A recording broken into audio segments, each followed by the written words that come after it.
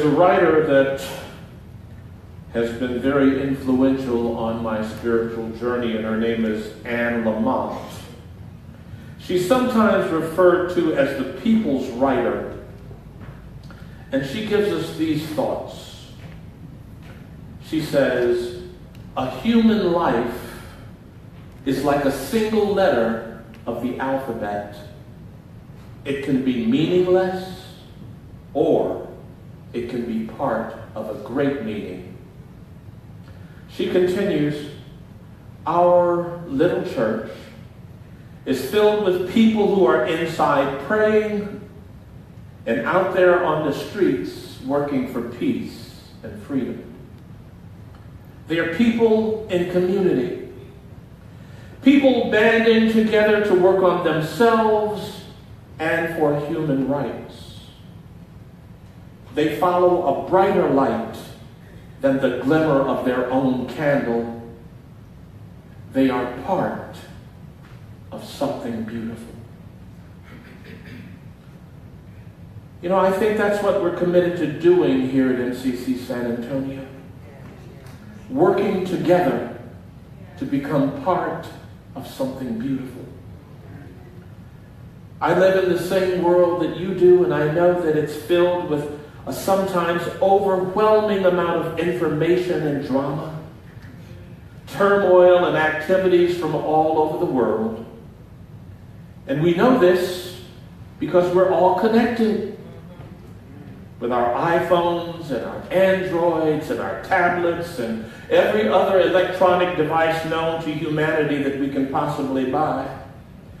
And we realize that if it's not on Facebook, it's not happening. So in this reality, I believe that we're called to re-examine the role of the church. Now, there are many ways to think about this experience that we call church. Now, one of the most profound descriptions of the function and role of church in our lives was written by a member of a group of people who are not part of any denomination, who are not part of any organized religion, but they come together on a regular basis to think about and discuss the issues that really touch our hearts and touch our lives. And one of the gentlemen, whose name was George Odell, shared what he thought a church should be, and it resonated with my spirit, and so I want to share it with you this morning. When they asked this group, they said, well, what should church be? And this was his answer. A place to come when we would accomplish some great purpose and cannot do it alone. A place to come in the hour of our success when we look for someone to share our triumphs. A place to come in the hour of defeat when with encouragement we might endure and stand again. A place to come when we're in trouble or afraid. A place to come when we're in despair, in temptation, and need to be recalled to our best selves again. A place to come when we're ready to die and would have gentle hands prepare us for the journey. A place to come when we mourn and would be comforted. I believe that the most important role of church is to provide a place where all of God's children can learn that true religion is for joy. True religion is for celebration. True religion is for love. True religion is for support, for enlightenment, for encouragement, to move us through this journey that we call life. Yes. I believe that the role of church is to provide a safe and welcoming place where we can reconnect not only with one another, not only with our communities, but to reconnect with that idea of a God that loves us no matter what we're going through. Amen. Yes. A place where we're reminded that each and every life matters, not only to God, but it matters to this community. Yes. As an MCC church, we stand in a long tradition that believes we are called to provide more than a sanctuary of refuge and comfort. Yes, this church is a circle of care for those of our community who are hurting and healing, and those in need of rest and reviving. Yes, this church is a circle of care for those among us who are worn and weary, adjusting to bodies that no longer respond the way they used to. Yes, this church is a place for those who are confronting the end of this earthly journey, as well as those who are just starting out on their human adventures. However, with all of this, I believe that we are also, in addition to all of those things that are vital and important, I believe that we're called to be a prophetic voice in the world. MCC stands on the side of love, justice, equality, and inclusion for all of God's children. In the midst of a nation that is torn by disagreement and division, we believe that the power of love is greater than fear.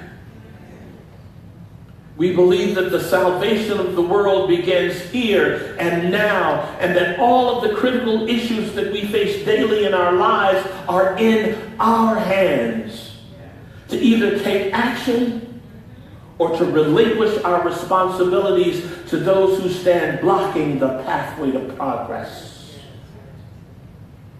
Since its founding, MCC has been on the cutting edge of political and social change.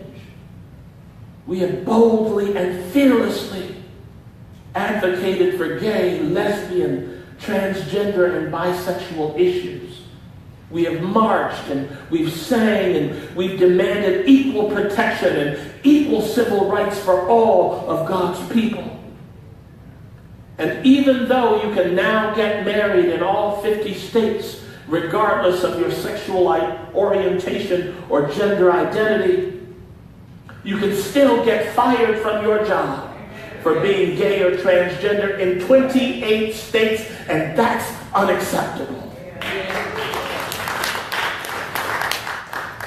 We have stood for responsible, compassionate immigration reform, recognizing the dangers that many of our sisters and brothers face in a society that will put them to death for who they dare to love. If we don't welcome those, who will we welcome? We're becoming more and more committed to a rational environmental responsibility and taking steps to protect and preserve Mother Earth. This is the only one we've got. And if we destroy this one, there will not only be nothing for us, there will be nothing for our children, our grandchildren, and all of those who come after. We embrace and accept the vital importance of a world community, no matter what nation, no matter what language, no matter what culture, no matter what traditions, working together as one voice that stands for freedom, that stands for liberty, that stands for justice, that stands for equality for all, no matter what. Now, I understand we may not all agree on each of these issues, but I promise you, we have not made agreement with a particular doctrine of requirement for joining us on the journey. I believe that we're called to be a place with a voice that cries out loudly against the injustice and violence in our society. a place that not only asks for, but a place that demands transformation and remodeling of a system that oppresses and marginalizes those who insist upon celebrating their true, authentic, God-given selves. MCC San Antonio has been, and I trust that it will continue to be, a place that changes lives. Because I know in my heart of hearts, a church is not just a place for individuals alone. Even as we recognize and celebrate with all of our hearts and all of the joy that's in us, the inherent worth and dignity of each individual, of each one of us. But I tell you that to be part of church is to be part of something bigger than our own selves. Part of the heart of community. Part of being a responsible co-creator with God. The reality is that in this church, not one of us acts alone. Not one of us makes decisions on our own. We're part of a family. We're accountable to each other. And we're accountable to the principles and policies and responsibilities that bind us together as a community. We're accountable to expectations that even amidst our disagreements, which are bound to happen when you have more than one person in a conversation, even in the midst of our disagreements, we're committed to treating one another with respect, dignity, and civility. Even if you don't like them, you have to love them. Amen. But the truth is, as much as we might like, it is impossible for our church family to meet all of our individual needs. As much as we might like, it's simply impossible for our church or anyone in it to make each of us happy. I remember hearing a conversation that said, "I'm here to make you happy." Somebody said, "Well, if I give her enough yarn, will she make me some too?" Happiness isn't something that is made outside of you. Happiness is an inside job. You're not happy because of circumstances. You're happy in spite of circumstances. What is possible for MCC San Antonio, and what I believe we must continue to focus upon, is our commitment to the greater good of our congregation. But not only that, for the greater good of the community that I know can be blessed by what we have to offer here. The main reason that we're so committed to expanding our outreach is because it will expand our capabilities and our potential for reaching more of those in need, those who are in need of unconditional love. Those who are in need of some compassion. Those who are in need of some understanding. Those who need to know that they're not alone. Those who are in need of a place where they're not tolerated, but they're celebrated. Amen. In a parable in the Gospel of Matthew, Jesus says that this is the way to the dominion of God. These are the words of the Christ. He says, "For I was hungry, and you gave me something to eat. I was thirsty, and you gave me something to drink. I was a stranger. You invited me in.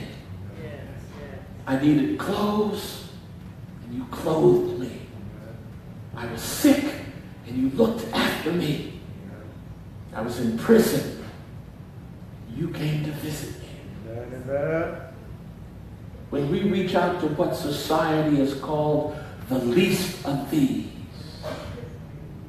what we're doing is we're reaching out to the God of our understanding. So before we step into that greater role, that greater visibility, that greater commitment to being all that God is calling us to be, we must ask ourselves, and I ask myself along with asking you, are we willing to open our church doors to anyone and everyone who is seeking a different kind of spiritual home?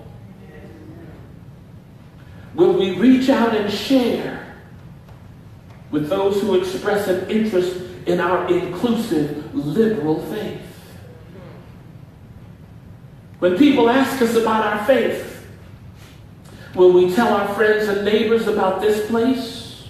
Will we invite them to come and see for themselves the kind of transformation that love can bring? Will we invite them to join us for a Sunday worship celebration experience? Will we accept the challenge that we are the ones who will make a difference? We are the ones who've been called to transform the world around us, to see to it that there is equality for all, not waiting for someone else, but accepting that God has called us to be the change that we want to see in the world. We are the ones who see the need to demonstrate the worth and dignity of each person, even when they can't see it for themselves, especially when they can't see it for themselves. We're the ones called to help create a place and a space that loudly and proudly stands united on the side of love.